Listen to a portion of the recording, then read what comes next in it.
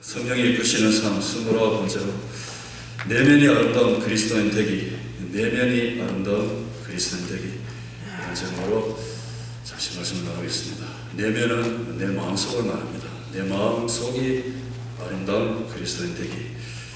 9월이 되었습니다. 그렇게 애타게 찾던 아이스 커피보다는 이제는 따뜻한 커피가 생각나는 아침이었습니다. 계절이 안 바뀔 것 같았는데 참 신기하게 이렇게 계절이 바뀌어가는 것을 우리가 보게 됩니다. 9월이면 참 맛있는 과일들이 많습니다. 속이 잘 익어서 참 우리에게 맛있는 즐거움을 주는 과일들이 많은데, 제가 하루는 그 가게를 갔어요. 마켓에 가서 복숭아를 보았는데 얼마나 맛있게 생겼는지, 향기도 얼마나 좋은지, 그래서 복숭아를 샀습니다. 그래서 이제 집에 가서 이 맛있는 복숭아를 이제 먹을 것을 기대하면서 집에 와가지고 복숭아를 씻어가지고요, 한 입을 딱 깨물었습니다. 그 다음에 제가 무슨 말씀을 드리고 싶은가 여러분 다 아시겠죠? 정말 맛있었습니다. 두 번째 것도 맛있었고 세 번째 것도 맛있었고, 참 여름 내내 그 뜨거운 태양을 받아서 잘 익은 그 속들이 참 저에게 큰 즐거움을 주었습니다. 우리 성도님도 요즘 과일, 포도 이런 거 드시면서 느끼시잖아요. 어떻게 이렇게 단지, 정말 그 뜨거운 태양 받아가지고 그 참 속에 그 단맛을 잘 익혀낸 그 과일들, 그 과일들을 먹으면서 참 우리를 기뻐하고 즐거워하죠. 물론 때로는 정말로 멋이 이쁘게 생겼고 향기도 나는데 안에 보니까 썩어있는 과일들도 많았습니다.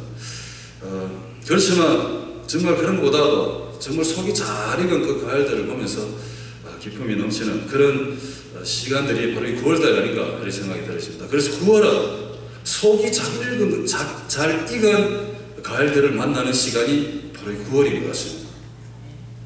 여러분, 우리 성령에 이끌려 살아가는 우리 성도님들의 삶은 어떨까요? 우리의 내면은 어떨까요? 정말 성령의 사람들의 그 내면은 참으로 아름다움으로 가득 차 있는 사람들인 줄로 믿습니다. 그 착함이, 그 내면에 그 가득 차 있는 그 착함이 삶의 곳곳에서 막 삐져나오는 그런 삶을 사는 것이 우리 성령의 사람들의 내면의 모습입니다. 그 내면이 살아있습니다. 성령의 사람의 그 내면은 항상 가난합니다. 그리고 착합니다. 그 생각들이 너무나 예쁩니다. 그래서 믿음은 겉모습에서 결정나는 것이 아니라 우리 내면에서, 이 내면에서 우리의 믿음이 결정이 나는 것 같습니다. 내면은 참 보이지 않는 나만의 영역입니다. 여러분, 속담에 이런 말 있잖아요. 천길 물속은 알아도 한길 사람성은 모른다 했잖아요. 누구도 모릅니다. 저도 모릅니다. 오직 내 속에 있는 내면은 알 수 있는 사람은 내 자신밖에 없어요. 내 속은 내 자신만이 아는 것, 그것이 바로 우리 내면 아닙니까? 제가 어떻게 여러분의 그 속마음을 다 알겠습니까? 예수님 옆집에 산 것도 아니고 제가 다 알 수는 없잖아요. 그런데 내 혼자만 알고 있는 이 내면을 여러분 또 아는 분이 한 분이 계시는데 그분이 바로 하나님이시라는 것입니다. 내 혼자만 알고 있는 줄 알았는데, 나만의 영역인 줄 알았는데 또 한 분, 하나님이 우리의 이 내면을, 이너 플레이스를 다 알고 계시는, 내 마음이 아는 이 속을. 하나님은요, 사람의 겉모습을 절대 보지 아니하시고 하나님의 관심은 항상 어디 있는가 하면 우리 속 안에, 우리 마음속에 있다는 것을 오늘 말씀하십니다. 왜냐하면 우리 이 내면, 내 자신만이 알고 있는 이 속에는 무엇이 들어있는가 하면 이 속에 내 혼자만 알고 있는 진실이 거기에 들어있기 때문에 그렇습니다. 만약에 여러분, 우리가 하나님 시키는 대로 안 살고 하나님의 그 법을 떠나서 약간 옆으로 간다 생각해 보세요. 그럴 때 내 속에 존재하고 있는 이 진실이 자꾸 소리치잖아요. 그렇게 가지 말라고, 하지 말라고. 저 우리가 양심에 대해서 말씀을 나눴습니다만 정말 이 내 속에 내 자신만이 알고 있는 그 진실이 하나님의 길을 벗어나려고 할 때마다 그 진실이 소리를 치는 거 아닙니까? 그런데 많은 사람들이 그 진실의 소리치는 것을 듣기 싫어가지고 내 내면에서 말하고 있는 이 진실의 소리를 듣기 싫어서 겉으로 포장해가는 그런 삶을 살고 있습니다. 여러분, 이 시대를 한번 바라보십시오. 이 시대 사람들을 한번 보십시오. 하나님께서 그들의 심령 속에 무엇을 심어줬느냐? 진실을 심어줬습니다. 그 진실이 뭐냐? 하나님을 알아가는 것. 하나님 앞에 가서 하나님을 영화롭게 하고 하나님 앞에 참으로 하나님의 사람으로 사는 것.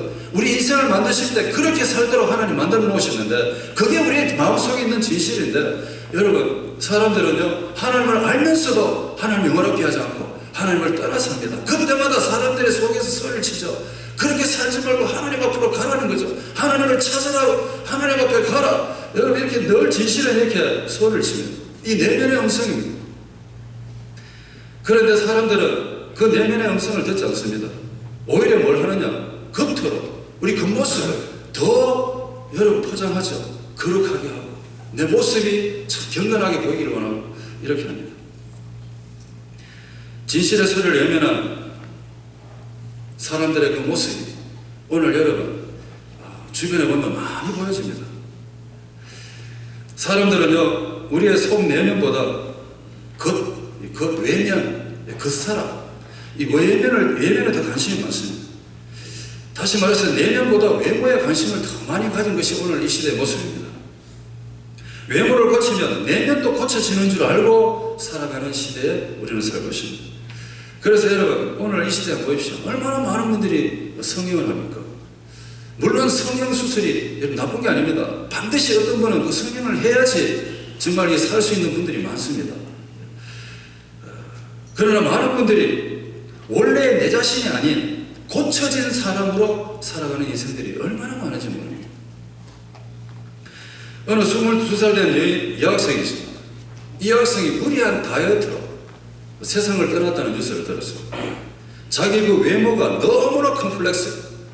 그래서 어떻게 하든지 다이어트해서 날씬하게 보이려고 그렇게 무리하게 다이어트 하다가 세상을 떠나는 일이 벌어졌습니다. 어떤 여인은 20살부터 40세까지 20년 동안 몸에 칼을 안 댄 데가 없대요. 그래서 더 이상 칼을 댈 데가 없어서 여기 피부에 살 핏줄이 안 보이도록 그것까지도 수술을 했다고 했어요. 근데 그것까지도 다 하고 나니까 또 할 게 없어서 더 할 곳이 없어서 우울증에 걸리는 성형 중독증에 걸린 여인도 있다고 이야기합니다. 참으로 신기합니다. 어떤 분은요 공항에서 여권 주면서 이거 통과하는 비자 심사하는 데서 갔는데 갑자기 공항 보안대가 와서 그 여인을 잡아갔어요. 왜 잡아갔나 봤더니 얼굴하고 여권의 사진하고 틀리대. 잡혀갔어요. 어떤 신혼부부가 아침에 일어나 보니까 다른 여인이 옆에 누워있길래 자기 남편이 놀라가지고 도망갔다는 뉴스를 들었어요. 원래 그 부인인데 아침에 얼굴이 완전히 달라졌어요. 화장을 얼마나 하셨는지. 왜 여러분 한국에는요 아이스크림 가게 앞에 구인하면서 일꾼을 구하는데 그 구인하는 그 내용이 너무 웃깁니다. 뭐라고 적어놨는가 하면 예보에 자신 있는 분만 연락주세요. 이렇게 적어놨어요. 왜 이렇게 여러분 사람들은 이렇게 외모에 열광할까요? 왜 겉모습에 열광하며 살까요? 왜 참 이 외모 중심적으로 살까요? 이 시대의 잘못된 문화입니다. 텔레비전만 키면 여러분 정말로 이쁜 사람만, 잘생긴 사람만 소개합니다. 지역이나 학력보다는 이 외모 차별이 더 심각한 시대에 우리는 살아가고 있습니다. 근본적인 문제가 뭡니까? 외모라도 다른 사람보다 더 여러분 뛰어나게 해서 그렇게 해서 좀 우월하게 보이고 싶은 이 내면의 왜곡된 마음이죠. 내 속에 있는 왜곡된 마음, 이것이 자꾸 외모 지상주의적으로 가게 만드는 것입니다. 그래서 여러분 지금은요 우리의 이 겉모습, 이 외모를 성형하는 것이 아니라 뭘 해야 되느냐? 내면을 성형해야 될 때가 바로 이 시대인 줄로 믿으시기 바랍니다. 성형이 뭡니까? 플라스틱 설저리잖아요. 플라스틱 설저리를 해야 되는 것이 아니라 우리는 지금 뭐 해야 되는가 하면 스피리추얼 설저리를 해야 되는 시대라는 것입니다. 하나님께서 말씀하셨습니다. 여러분 옷을 찢지 말고 마음을 찢고 내게 돌아오라 했습니다. 마음을 찢는 것, 스피리추얼 설저리, 여러분 이 영적 성령을 우리는 지금을 해야 된다는 것입니다. 오늘 본문에서 베드로가 그걸 말하는 것입니다. 베드로가 이 고넬료 가정에 가봤는데 거기 가서 깜짝 놀랐습니다. 아니 어떻게 참 신기하다. 하나님은 이야 사람의 외모를 보지 아니하시는구나. 자기는 이때까지 사람의 외모를 보고 이때까지 판단하며 살았는데 이 베드로가 그 고넬료 가정 보고 함께 깨달은 게 있는데 그게 뭔가 봤더니 하나님은 사람의 외모를 보고 판단하는 것이 아니라 뭘 판단하느냐, 뭘 보시느냐, 각 나라 중에 하나님을 경외하며 의를 향하는 사람, 그런 사람들을 하나님이 다 받으신 줄을 자기가 깨달았다 이렇게 이야기합니다. 여러분 이 깨달았다, 참 베드로가 깨달았다, 이것은 그냥 하는 소리가 아니라 여기 이 속에는요 엄청난 내용이 들어가 있습니다. 이 베드로가 누굽니까? 유대인입니다. 자기는 지금까지 참으로 유대인들만 선민사상으로 하나님께서 택해 주신 그런 백성으로 그렇게 살았습니다. 그리고 유대인들은요 그 하나님부터 뽑히었다는 그것을 겉으로 나타내기 위해서 머리에 빵모장을 쓰고 몸에 그 거룩함을 나타내기 위해서 얼마나 노력하는 사람들인지 모릅니다. 그런 사람이었습니다. 그리고 유대인들이 그 이방인들을 바라볼 때 짐승보다도 못하게 취급했습니다. 고넬료가 누구냐? 이방인이었습니다. 그래서 베드로가 고넬료 집에 갈 때도 별로 좋아하지 않았습니다. 꺼려했습니다. 이 집에 가기 싫었습니다. 그런데 천사가 와서 데리고 갔죠. 처음으로 데려가도록 하나님께서 그 집에 사람 보내가 데려가게 됐습니다. 그래서 갔습니다. 가서 보니까 세상에 하나님은 외모를 취하지 아니하시고 참으로 하나님을 경외하고 의를 행하는 사람을 하나님 다 받으시는 걸 이 사람이 이제는 깨닫게 됐습니다. 여러분 우리나라 옛날에 참 아픈 역사가 있죠. 양반 신분으로 태어나면 양반 신분으로 태어나지 못한 사람들을 어떻게 다뤘습니까? 여러분 정말로 짐승보다도 못하게 다뤘습니다. 우리나라의 아픈 역사죠. 슬픈 역사입니다. 종의 신분으로 태어나면요 그 당시 벌써 계급이 있었죠. 계급이. 그래서 돈으로 사람을 사고 팔고 하는 그런 진짜 희한한 역사가 우리나라에 있었습니다. 그래서 얼마나 이 진짜 양반 아니면 종 이런 이 신분에 대한 컴플렉스가 있었는지 여러분 조선시대가 고종황제 시대가 다 끝나고 1900년에 돌아오면서 사람들이 성을 다 양반성으로 다 갈아버렸습니다. 스스로 그렇게까지 컴플렉스가 있는 나라가 우리나라였습니다. 베드로가 이 고넬료 이 이방인을 생각할 그냥 겉으로만 생각한 거죠. 그 겉모습만 본 거죠. 그런데 이 사람이 깨달은 것을 하나님은 사람을 외모로 절대 보지 않으시는구나. 사람이 외모를 취하지 아니하시고 이 말이 무슨 말인가 하면요 하나님께서는 사람의 그 어떤 외적인 조건에 따라 판단하지 아니하신다 이 말인 것입니다. 외모라는 게 뭡니까? 여기서 사용되는 외모라는 것은 거룩하게 보여야 하고 정말로 율법과 종교 그런 어떤 간섭에서 특별히 구별되어졌다는 그 어떤 경건을 나타내기 위한 그런 모습들, 이 유대인들 보고 하는 이야기죠. 그런 외모 중심주의, 그렇게 살아가는 그런 외적인 구분, 그걸 가지고 외모다고 이렇게 말했습니다. 베드로가. 그래서 하나님 그 외모 안 본다는 것입니다. 그거 가지고 판단 안 한다. 내면을 보신다는 겁니다. 하나님의 관심은 어디 있느냐? 오늘도 이게 나오신 우리 모든 성도님들 하나님의 관심은 어디 있는가? 바로 여러분들의 그 깊은 내면에 있다는 것을 기억하십시오. 하나님 오늘도 여러분의 그 마음 중심을 주목하고 계십니다. 그것을 베드로가 깨달은 것입니다.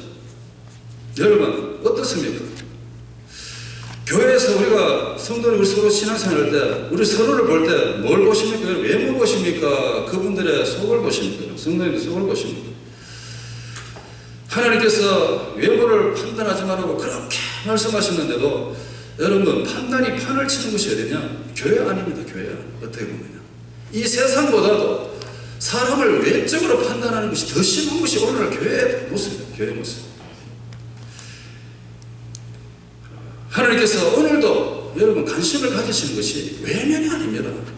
그 사람이 아닙니다. 우리의 내면.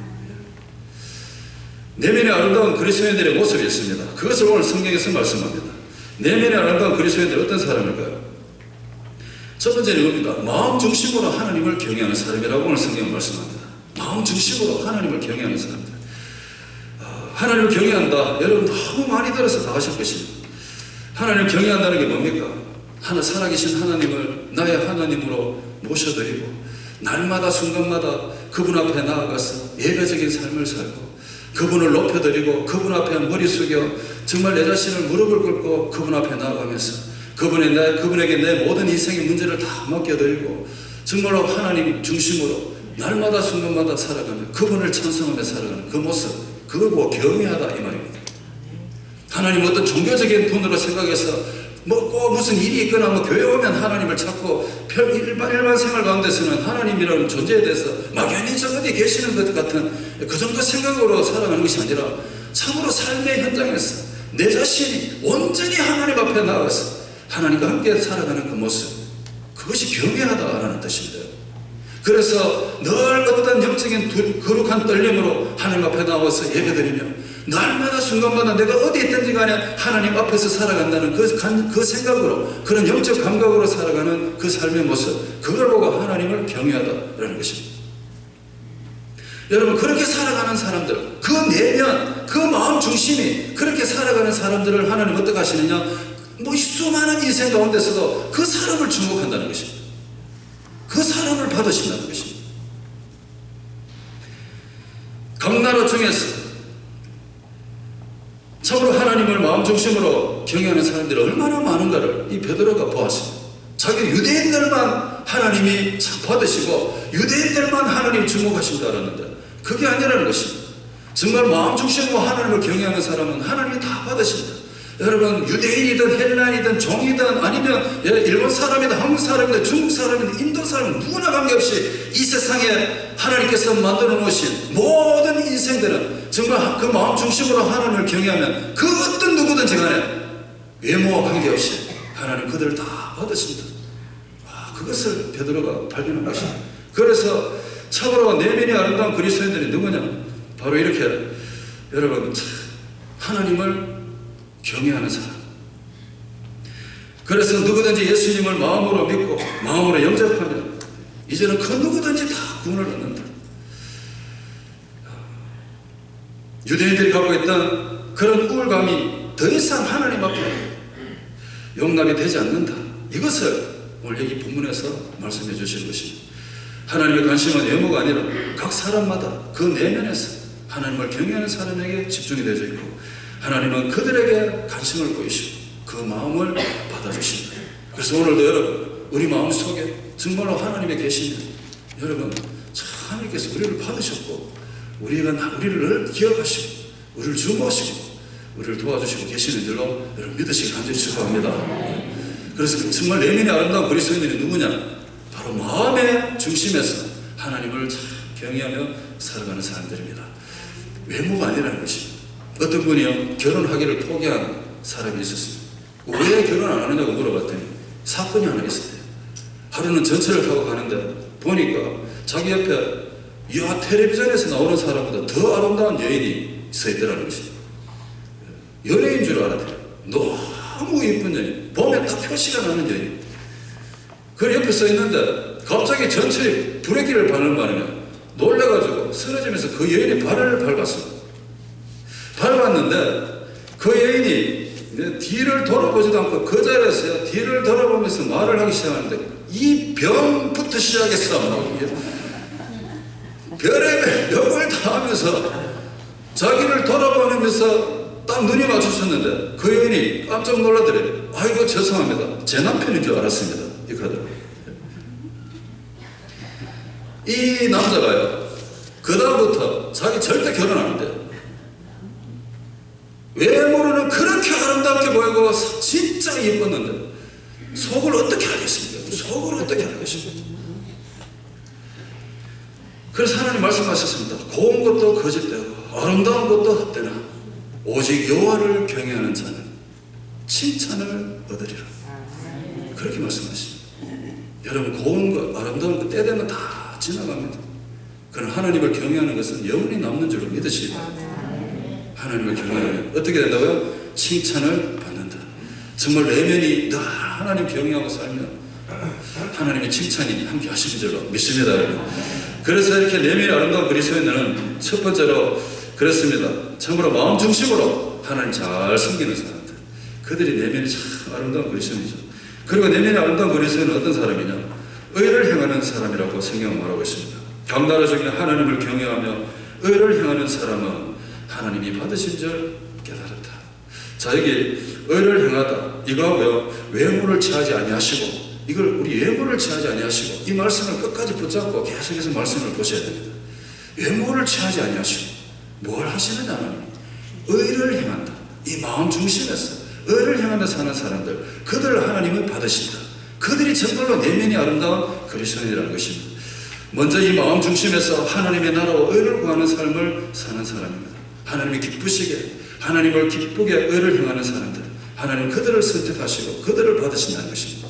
마음속에서 무엇을 입을까 먹을까 마실까, 이 내면이 늘 이방인이 걱정하는 그런 걱정만 하고 세상에서 없어지는 것, 그것이 이 마음속에 가득 차서 이렇게 산다면 여러분 그 인생은요 참 그렇게 살다 끝날지 않겠습니까? 그러나 비록 삶의 현장에서 비록 힘들고 어렵더라도 마음의 중심이 늘 뭘 찾느냐? 의를 찾는다. 의가 뭡니까? 이 하나님의 의가 뭡니까? 하나님의 의라는 것은 하나님의 속성입니다.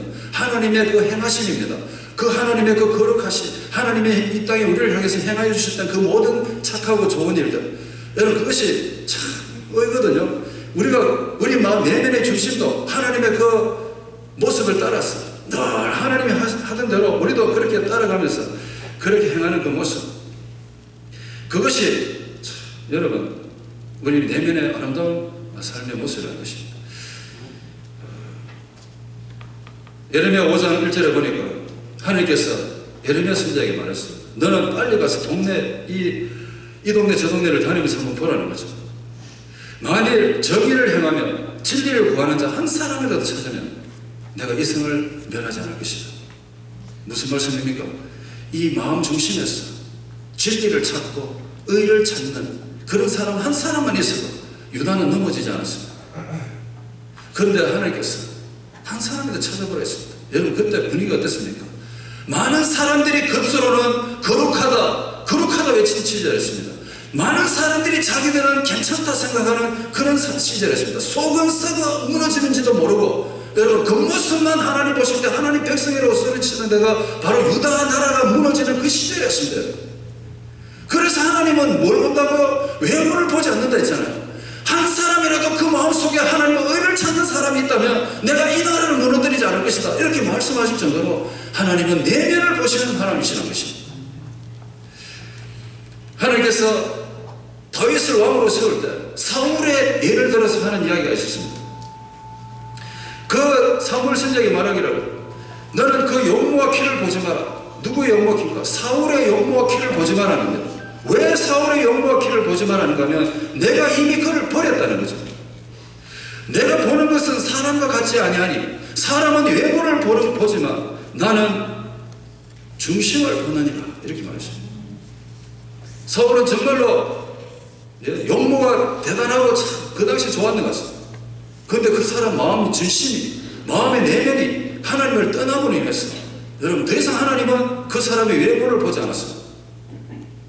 중심을 보니까, 중심의 하나님을 떠나니까 어떻게 되겠습니까? 하나님은 그를 버렸다고 이렇게 말합니다. 바리새인 보십시오. 예수님께서 바리새인들을 보고 뭐라고 말씀하셨는가 하면 회칠한 무덤이라고 책망하셨습니다. 회칠한 무덤. 무덤이 있는데 그 무덤에 회를 칠해놨어요. 회색깔.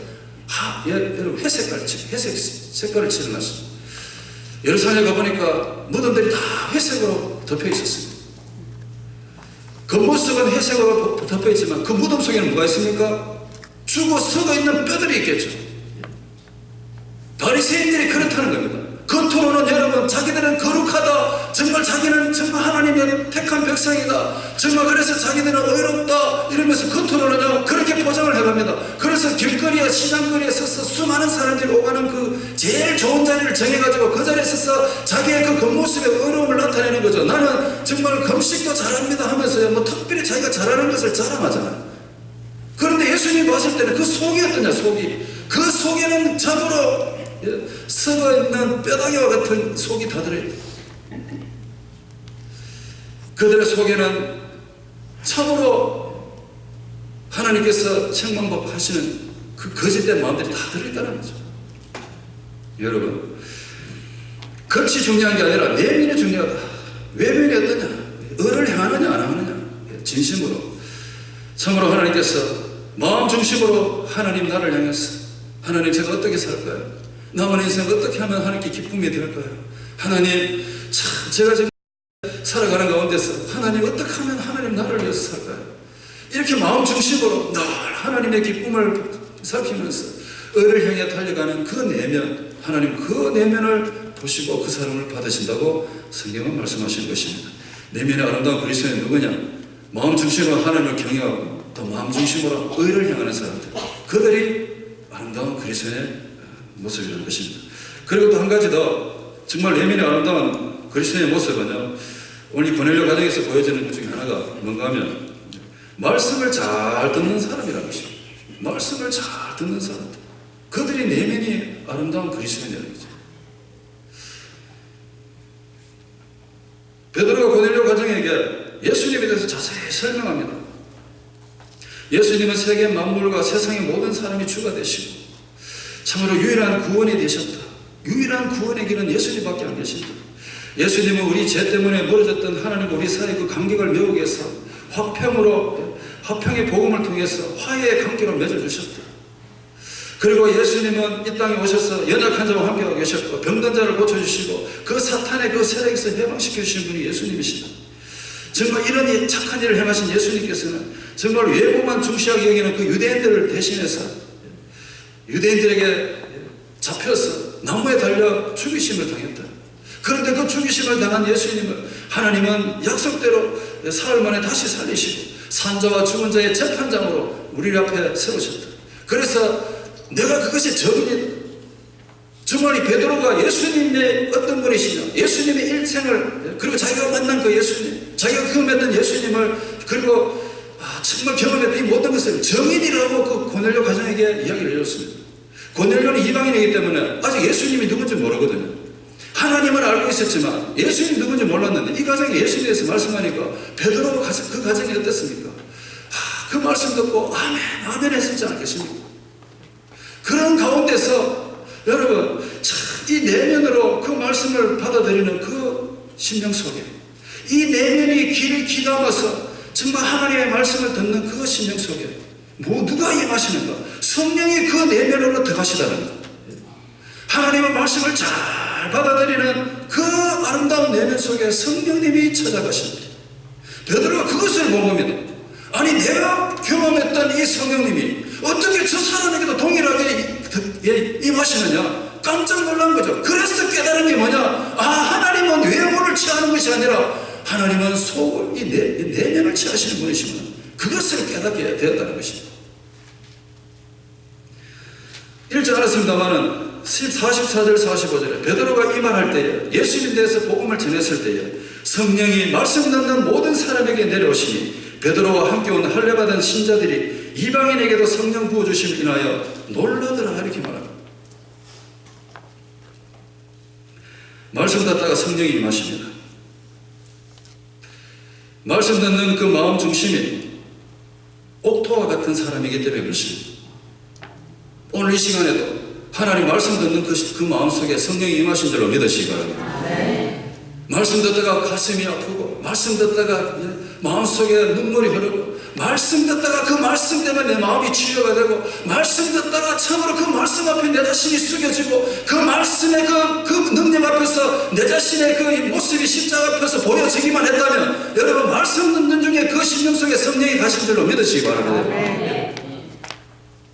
그런데요 말씀을 듣는데요 말씀을 시작하면 말씀이 시작하는 그 순간부터 생각이 다른 데로 가. 오늘 뭐 하지? 연휴인데 이번 주에 뭐 하지? 뭘 먹지? 내일 뭐 할까? 말씀 시작하면서부터 벌써 생각이 다른 데가 있는 사람들이 있습니다. 하나님께서 뭘 보신다고요? 말씀 보러 말씀 들으려고 오신 여러분의 그 모습을 보시는 거 아니라 뭘 보십니까? 마음 중심으로 보신다 했잖아요.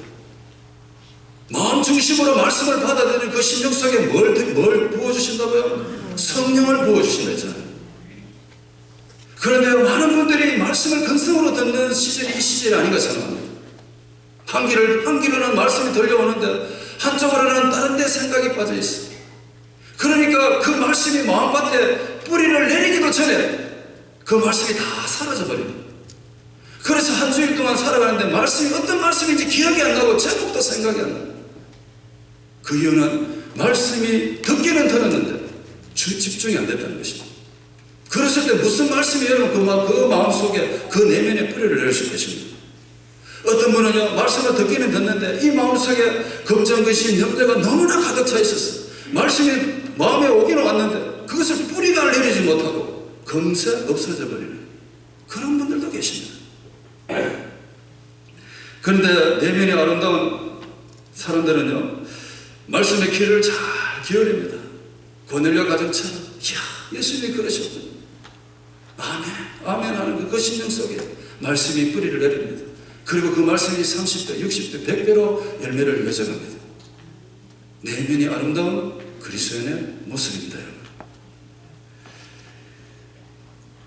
베드로는 유대인만 그런 줄 알았는데 하나님께서는 이방인이었던 고넬료도 동일하게 말씀을 잘 듣는 사람에게 성령이 임하신다. 이것을 저희가 깨달았다는 것입니다. 그래서 이야, 하나님은 참으로 외모를 취하지 아니하시고 사람의 마음 중심을 보십니다. 이방인이든 헬라인이든 유다인이든 각 나라 중에 많은 사람들이 마음 중심으로 하나님을 경외하고 의를 향하고 마음 중심으로 말씀 듣는 사람들에게 하나님은 그들을 주목하시고 그들을 세상의 역사의 가장 앞쪽에 내세워서 하나님께서 꿈꾸시는 그 위대한 계획하심을 그들을 통해서 엄청나게 이루어 가시는 것, 이것을 깨닫게 해주시다는 것입니다. 만약에 여러분 오늘도 우리가 외모로만 사람을 판단한다면 여러분 오늘 이 자리에 우리는 누가 있어야 될까요? 내면이 아름답게 회복되기를 간절히 축복합니다, 여러분. 내면이 아름답게 회복되기 위해서 우리가 어떻게 해야 될 건가? 몇 가지 한번 적용한 말씀 마칩니다. 내면이 아름답게 회복되기 위해서는 먼저 보배롭고 존귀한 내 자신을 발견하십시오. 여러분은 하나님 보실 때 얼마나 보배롭고 존귀한 존재인지를 여러분 잘 아시죠? 모르십니까? 잘 아신 줄로 믿습니다. 처음 듣는 소리인데요. 하나님의 관심이 어디에 있다고요? 마음에 있다. 마음에. 외모가 아니라 내면입니다. 마음 중심에 하나님이 있는 사람, 마음 중심에 선함이 있는 사람, 마음 중심에 의가 있는 사람, 이런 사람을 하나님은 보배롭고 존귀하게 여기신다니까요. 내 자신이 아름답지 못하거나 착한 일을 하지 않는다거나 아니면 비록 바람직한 생각을 품지 못했다 해서 나는 왜 이럴까 이런 생각하고 있다 할지라도 하나님은 그래도 우리를 사랑스럽게 여기시고 계신다는 것입니다. 이것을 절대 잊지 마십시오. 저 여러분이 오늘 이 시간에도 여전히 하나님의 소중한 존재로 여기 와서 예배를 드리고 계신다는 것을 꼭 기억하셔야 됩니다. 하나님이 여전히 우리를 아름다운 존재로 사랑하고 계시고 우리가 그렇게 사랑받고 있다는 사실을 여러분 잊지 마시길 간절히 축복합니다. 거울을 보면서 내가 내 자신에게 들려주는 음성이 있지 않겠습니까? 여러분 오늘 거울 보고 다 오셨죠? 거울 보시면서 여러분이 그 속에서 내 내면에서 내 자신에게 하는 말이 있었지 않습니까? 그냥 거울 보고 그냥 오신 분도 혹시 계실지 모르겠지만 거울을 보면서 뭐라고 말했을 것이 아니겠습니까? 그 내 내면의 소리죠. 내 내면이 나에게 한 소리가 있을 것입니다. 틀림없이 오늘 아니라도 지난날 한번 돌아보십시오. 거울 보면서 이야 잘생겼네, 멋있네, 아이고 이 꼬라지가 왜 이랬어, 이러시 뭐라고 내 내면이 내 자신을 보고 말하지 않았겠습니까, 여러분? 여러분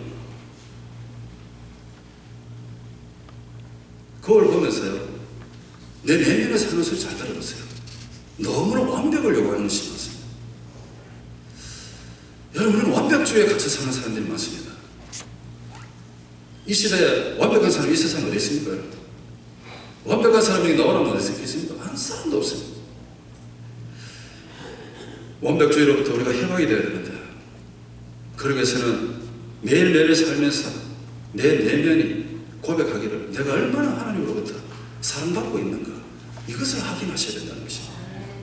그럴 때 여러분 우리는 하나님 보실 때 정말 보배롭고 존귀한 존재로 하나님 앞에 쓰임받게 될 줄 믿습니다. 하나님 그 내면 그거 보신다니까요. 내면을 아름답게 회복되기 위해서는 내 자신의 마음이 하나님 앞에 고정되었으면 참 좋겠습니다. 그리고 내면이 아름답게 회복되기 위해서는 외모로 판단하지 마십시오. 외모로 판단하지 마세요. 성경에 보면요, 사람을 외모로 판단하지 말란 말이 얼마나 많이 나온지 모릅니다. 정말 이만큼 돼서 다 못 적었습니다. 그만큼 사람들의 관심은 외모에 있다는 것입니다. 그리고 판단한다는 것입니다. 사람은 외모를 보는 거니와 나 여호와는 마음 중심을 보신다 이렇게 말했습니다. 너희가 만일 성경에 기록한 대로 내 이웃을 사랑하기를 내 몸같이 하라 하신 그 최고의 법을 지키면 잘하는 것이니라 이렇게 말했습니다. 내 이웃을 내 몸같이 사랑하라, 이 최고의 법을 지키면 잘하는 것인데 만일 너희가 외모로 사람을 취하면 죄를 짓는 것이니 이렇게 말했습니다. 내 이웃을 내 몸같이 사랑하면 정말 잘하는 것인데 그 내 이웃을 외모로 판단하면 죄를 짓는 것이라고 말씀합니다.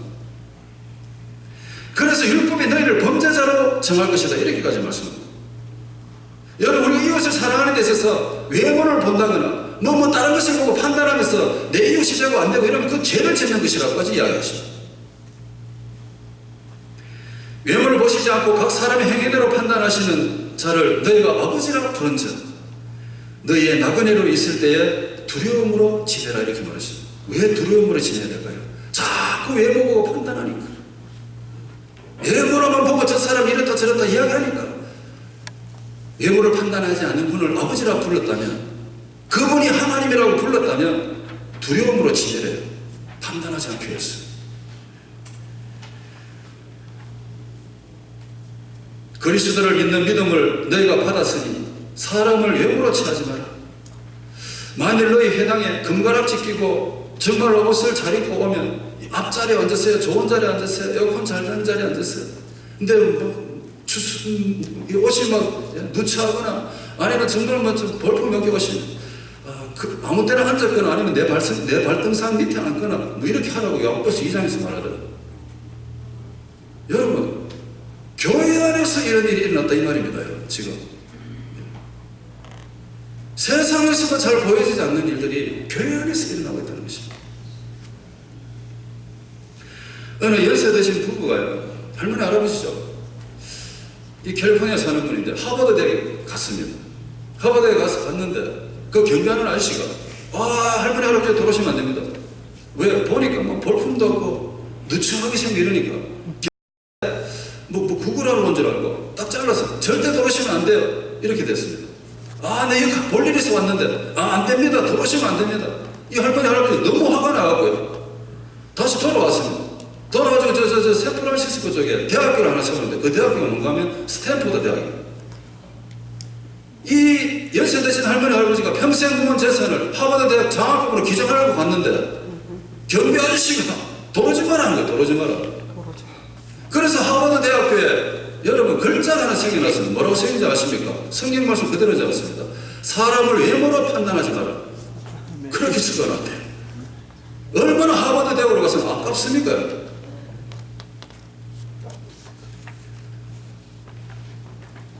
내면이 아름다운 사람들은 사람을 겉으로 판단하지 않습니다. 여러분, 우리 내면이 아름답게 회복되기를 간절히 소원합니다.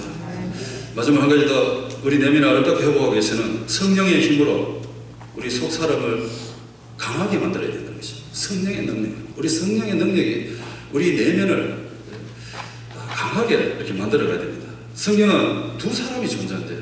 겉사람과 속사람. 그런데 성경은 겉사람은 날이 가면 갈수록 후패해 간대요. 여러분 그렇잖아요. 오늘도 거울 보니까 또 주름이 하나 더 생겼네. 오늘도 이렇게 늙어가네. 세월이 이렇게 빨리 가네.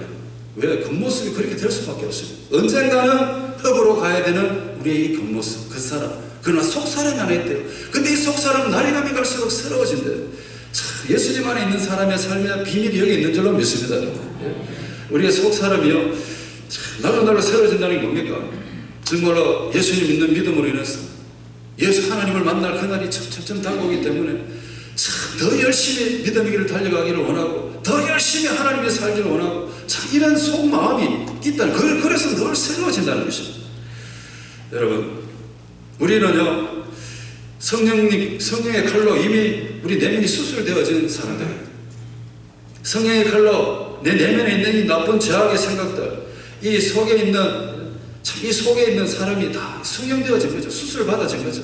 나쁜 생각, 나쁜 습관, 나쁜 감정, 성령의 칼로 다 우리 내면에 있는 사람의 모습들을 나쁜 걸 다 잘라냈어요.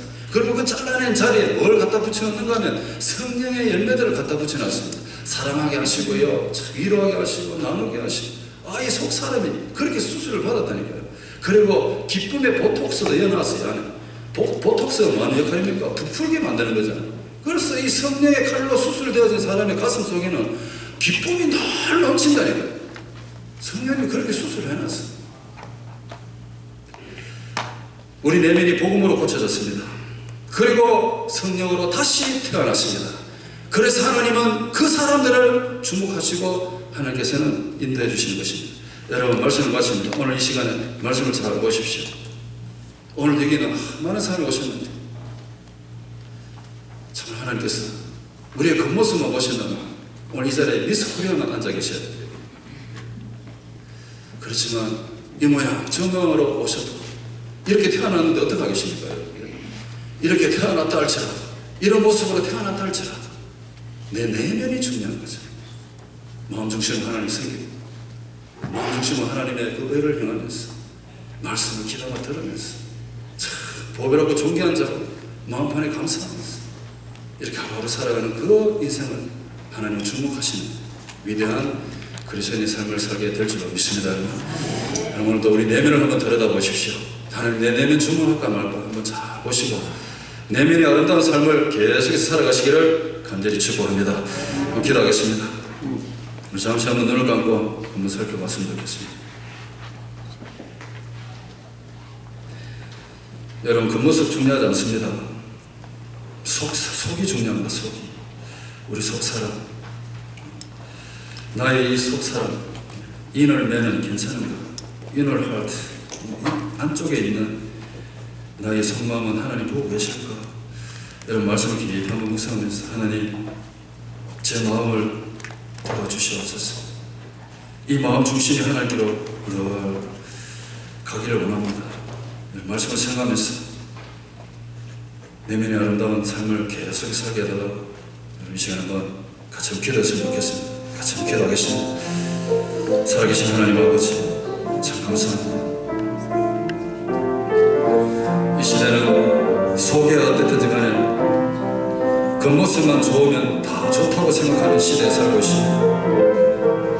하지만 하나님의 관심은 외면이 아니라 우리의 속 사람인 줄 믿습니다. 하나님, 오늘 하나님께서 찾으시는 사람은 이 마음 중심으로 하나님을 경외하고, 마음 중심으로 하나님을 향하며, 마음 중심으로 하나님 말씀을 받고 참 그렇게 열심히 믿음의 길을 달려가는 인생들, 어떤 형편이 있든지 간에 하나님은 그들을 주목하시고 그들에게 힘을 주셔서 그들을 통해서 역사를 계속해서 이어가는 아버지 그런 시대인 줄 믿습니다. 하나님, 우리가 그렇게 쓰임받게 도와주시옵소서.